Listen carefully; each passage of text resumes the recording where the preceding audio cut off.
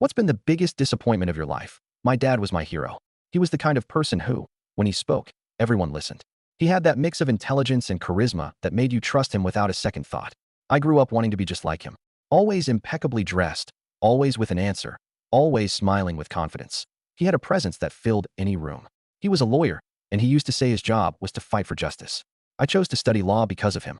When I passed my first exams, he hugged me with a pride that made me feel invincible. When I graduated, he got me an internship at the same firm where he worked. I was convinced I was going to learn from the best, and I did, just not in the way I expected. Over time, I started to notice strange things. Closed-door comments. Cases that were won in oddly convenient ways. Clients with shady backgrounds whom my dad treated like lifelong friends.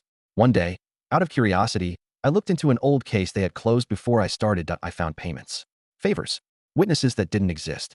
It was hard to accept. I thought it must be a mistake. But I kept digging. And I kept finding more.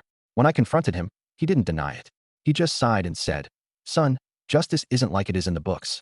If you don't do what it takes, you end up just another poor idealist nobody respects." I didn't cry in front of him, but I didn't sleep that night.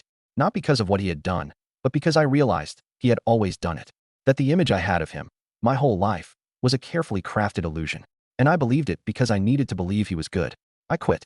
I left the firm. I moved to another city. It took years to heal that part of me that still admired him.